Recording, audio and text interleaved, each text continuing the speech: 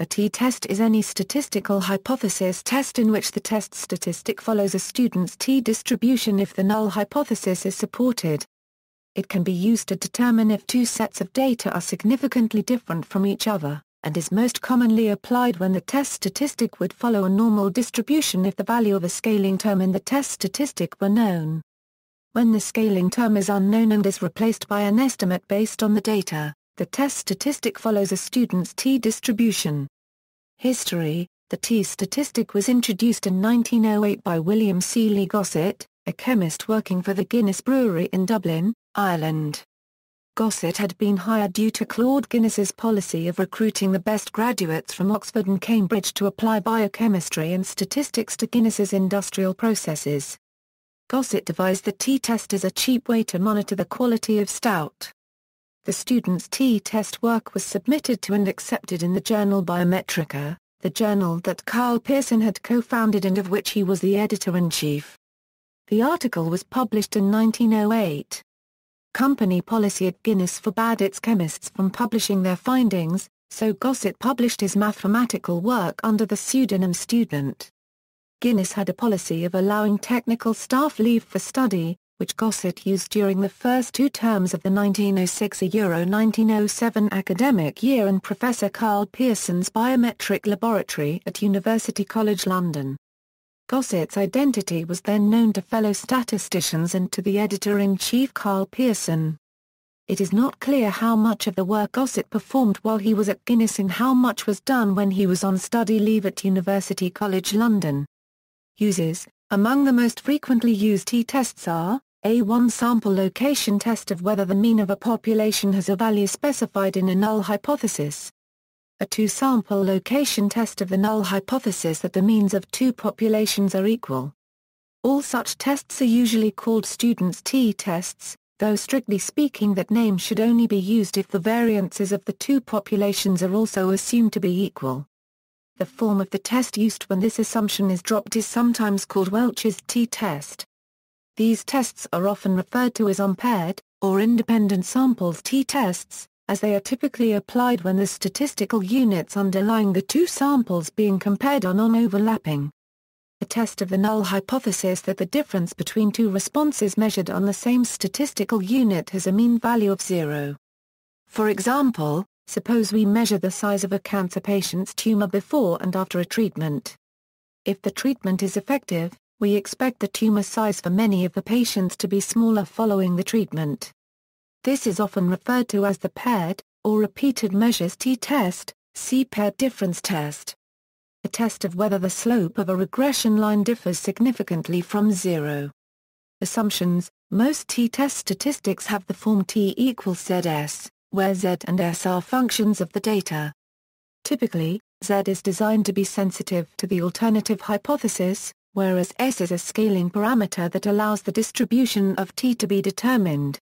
As an example, in the one-sample t-test t equals, where is the sample mean of the data, is the sample size, and is the sample standard deviation. Is the population standard deviation of the data. The assumptions underlying a t-test are that z follows a standard normal distribution under the null hypothesis, S2 follows AI2 distribution with p degrees of freedom under the null hypothesis, where p is a positive constant, z and s are independent. In a specific type of t-test, these conditions are consequences of the population being studied, and of the way in which the data are sampled. For example, in the t-test comparing the means of two independent samples, the following assumptions should be met. Each of the two populations being compared should follow a normal distribution. This can be tested using a normality test, such as the Shapiro-Urowolk or Kolmogorov-Urosmanov test, or it can be assessed graphically using a normal quantile plot. If using students' original definition of the t-test, the two populations being compared should have the same variance. If the sample sizes in the two groups being compared are equal, students' original t-test is highly robust to the presence of unequal variances. Welch's t-test is insensitive to equality of the variances regardless of whether the sample sizes are similar. The data used to carry out the test should be sampled independently from the two populations being compared. This is in general not testable from the data, but if the data are known to be dependently sampled, then the classical t-tests discussed here may give misleading results. Unpaired and paired two-sampled t-tests. Two-sampled t-tests for a difference in mean involve independent samples, paired samples and overlapping samples.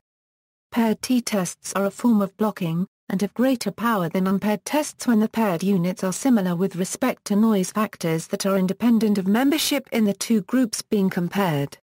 In a different context, paired t-tests can be used to reduce the effects of confounding factors in an observational study.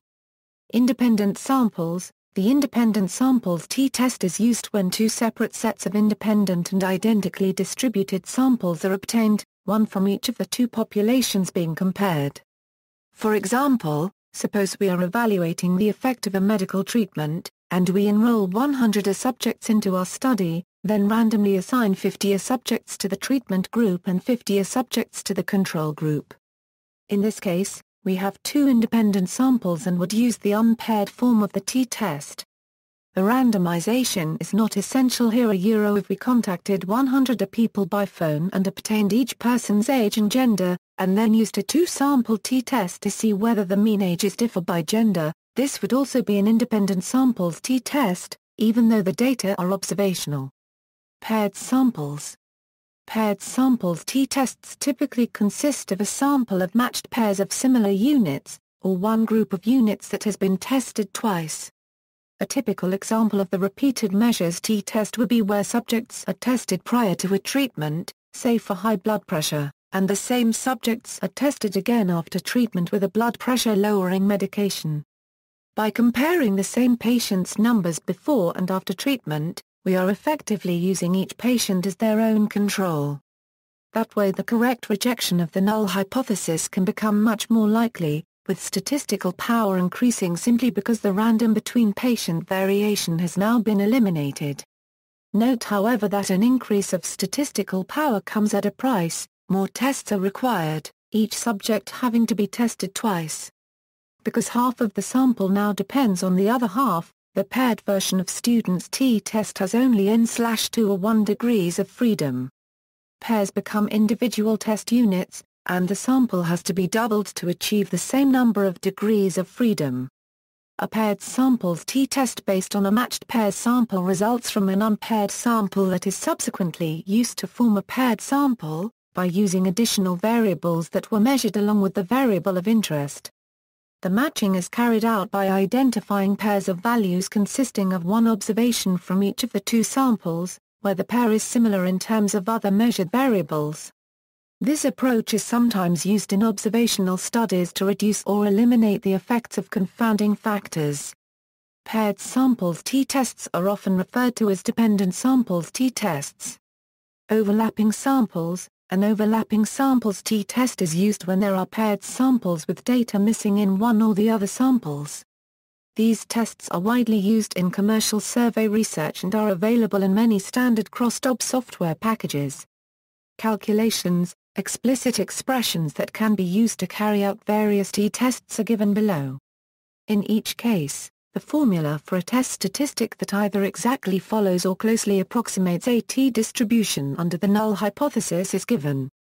Also, the appropriate degrees of freedom are given in each case. Each of these statistics can be used to carry out either a one-tailed test or a two-tailed test. Once a t-value is determined, a p-value can be found using a table of values from students' t-distribution. If the calculated p-value is below the threshold chosen for statistical significance, then the null hypothesis is rejected in favor of the alternative hypothesis. One sample t-test, in testing the null hypothesis that the population mean is equal to a specified value I1/4 one uses the statistic. Where is the sample mean? S is the sample standard deviation of the sample and n is the sample size. The degrees of freedom used in this test are null AA1. Although the parent population does not need to be normally distributed, the distribution of the population of sample means is assumed to be normal. By the central limit theorem, if the sampling of the parent population is random, then the sample means will be approximately normal. Slope of a regression line. Suppose one is fitting the model where xi, ia equals a1, an unknown, I plus or minus and I squared are unknown, and I micron I are independent identically normally distributed random errors with expected value 0 and unknown variance I2 florins, and ia equals a1, an are observed. It is desired to test the null hypothesis that the slope I squared is equal to some specified value I squared 0. Let then has a t-distribution with null a2 degrees of freedom if the null hypothesis is true. The standard error of the slope coefficient can be written in terms of the residuals. Let then is given by independent two-sample t-test, equal sample sizes, equal variance. This test is only used when both the two sample sizes are equal. It can be assumed that the two distributions have the same variance. Violations of these assumptions are discussed below. The t-statistic to test whether the means are different can be calculated as follows. Where here is the grand standard deviation, 1 equals group 1, 2 equals group 2. And are the unbiased estimators of the variances of the two samples. The denominator of t is the standard error of the difference between two means. For significance testing, the degrees of freedom for this test is 2 null a2 where n is the number of participants in each group. Unequal sample sizes, equal variance. This test is used only when it can be assumed that the two distributions have the same variance. The t-statistic to test whether the means are different can be calculated as follows. Where note that the formulae above are generalizations of the case where both samples have equal sizes. Is an estimator of the common standard deviation of the two samples. It is defined in this way so that its square is an unbiased estimator of the common variance whether or not the population means are the same. In these formulae, n equals number of participants, 1 equals group 1, 2 equals group 2 null a1 is the number of degrees of freedom for either group, and the total sample size minus 2 is the total number of degrees of freedom, which is used in significance testing. Equal or unequal sample sizes, unequal variances. This test, also known as Welch's t-test, is used only when the two population variances are not assumed to be equal and hence must be estimated separately. The t-statistic to test whether the population means are different is calculated as where here S2 is the unbiased estimator of the variance of the two samples, n equals number of participants in group I equals 1 or 2. Note that in this case is not a pooled variance. For use in significance testing, the distribution of the test statistic is approximated as an ordinary student's t-distribution with the degrees of freedom calculated using. This is known as the Welcher-Satterthwaite equation. The true distribution of the test statistic actually depends on the two unknown population variances. Dependent t-test for paired samples. This test is used when the samples are dependent. That is, when there is only one sample that has been tested twice or when there are two samples that have been matched or paired. This is an example of a paired difference test. For this equation, the differences between all pairs must be calculated. The pairs are either one person's pre-test and post-test scores or between pairs of persons matched into meaningful groups. The average and standard deviation of those differences are used in the equation. The constant I1/4 is non-zero if you want to test whether the average of the difference is significantly different from I1/4. The degree of freedom used is null A1. Worked examples, let A1 denote a set obtained by taking 6 random samples out of a larger set. And let A2 denote a second set obtained similarly. These could be, for example, the weights of screws that were chosen out of a bucket. We will carry out tests of the null hypothesis that the means of the populations from which the two samples were taken are equal. The difference between the two sample means, each denoted by, which appears in the numerator for all the two sample testing approaches discussed above, is. The sample standard deviations for the two samples are approximately 0.05 and 0.11, respectively. For such small samples, a test of equality between the two population variances would not be very powerful. Since the sample sizes are equal, The two forms of the two-sample t-test will perform similarly in this example. Unequal variances. If the approach for unequal variances is followed, the results are and. The test statistic is approximately 1.959. The two-tailed test p-value is approximately 0.091 and the one-tailed p-value is approximately 0.045. Equal variances. If the approach for equal variances is followed, the results are and. Since the sample sizes are equal, the test statistic is again approximately equal to 1.959.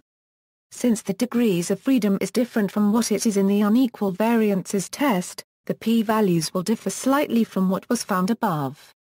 Here, the two-tailed test p-value is approximately 0.078, and the one-tailed p-value is approximately 0.039. Thus, if there is good reason to believe that the population variances are equal, the results become somewhat more suggestive of a difference in the mean weights for the two populations of screws. Alternatives to the t-test for location problems. The t-test provides an exact test for the equality of the means of two normal populations with unknown, but equal, variances. For moderately large samples and a one-tailed test, the t is relatively robust to moderate violations of the normality assumption. For exactness, the t-test and z-test require normality of the sample means, and the t-test additionally requires that the sample variance follows a scaled I2 distribution, and that the sample mean and sample variance be statistically independent. Normality of the individual data values is not required if these conditions are met. By the central limit theorem, sample means of moderately large samples are often well approximated by a normal distribution even if the data are not normally distributed. For non-normal data, the distribution of the sample variance may deviate substantially from AI2 distribution. However, if the sample size is large, Slutsky's theorem implies that the distribution of the sample variance has little effect on the distribution of the test statistic. If the data are substantially non-normal and the sample size is small, the t-test can give misleading results. See location test for Gaussian scale mixture distributions for some theory related to one particular family of non-normal distributions. When the normality assumption does not hold, a non-parametric alternative to the t-test can often have better statistical power. For example, for two independent samples when the data distributions are asymmetric or the distributions have large tails, then the Weil-Coxon rank sum test can have 3 to 4 times higher power than the t-test. The non-parametric counterpart to the paired samples t-test is the Weil-Coxon signed rank test for paired samples. For a discussion on choosing between the t-test and non-parametric alternatives, see Sawileski. One-way analysis of variance generalizes the two-sample t-test when the data belong to more than two groups. Multivariate testing. A generalization of students' t-statistic, called Hotelling's t-square statistic, allows for the testing of hypotheses on multiple measures within the same sample. For instance, a researcher might submit a number of subjects to a personality test consisting of multiple personality scales. Because measures of this type are usually positively correlated, it is not advisable to conduct separate univariate t-tests to test hypotheses, as these would neglect the covariance among measures and inflate the chance of falsely rejecting at least one hypothesis. In this case, a single multivariate test is preferable for hypothesis testing. Fisher's method for combining multiple tests with alpha reduced for positive correlation among tests is one. Another is Hotelling's TAR2 statistic follows a TAR2 distribution. However, in practice the distribution is rarely used, since tabulated values for TAR2 are hard to find. Usually, TAR2 is converted instead to an F statistic. One-sample TAR2 test. For a one-sample multivariate test, the hypothesis is that the mean vector is equal to a given vector. The test statistic is Hotelling's TAR2. Where n is the sample size, is the vector of column means and is a sample covariance matrix. Two-sample TAR2 test. For a two-sample multivariate test, the hypothesis is that the mean vectors of two samples are equal. The test statistic is Hotelling's two-sample TAR2. Software implementations. Many spreadsheet programs and statistics packages, such as QTiPlot, LibreOffice Calc, Microsoft Excel, SAS, SPSS, Stata, DAP, CTL, R, Python, PSPP, MATLAB and Minitab, include implementations of students' t-test. See also: Conditional change model, F-test, students' t-statistic, Z-test, notes. References: Mahoney, Michael. Sensory Evaluation of Food, Statistical Methods and Procedures. CRC Press. PA 487. ISBN A0-82477337-3 Press, William H. Saul A. Tukolsky. William T. Vetterling. Brian P. Flannery. Numerical Recipes in C, The Art of Scientific Computing. Cambridge University Press ppap. 616. ISBN A0-521-43108-5. Further reading, Bono, C. Allen. The Effects of Violations of Assumptions Underlying the T-Test. Psychological Bulletin 57, 49 €64 doi, 10.1037 per hour 00414112 Edgell, Stephen E., and Noon, Sheila M. Effect of Violation of Normality on the T-Test of the Correlation Coefficient. Psychological Bulletin 95, 576 €583 doi, 10.1033/0033-2909.95.3.576 External links: Haswinkel, Michiel, ed., Student Test, Encyclopedia of Mathematics, Springer, ISBN A978-1-55608-010-4. A conceptual article on the Student's T-Test, Econometrics lecture on YouTube by Mark Thomas.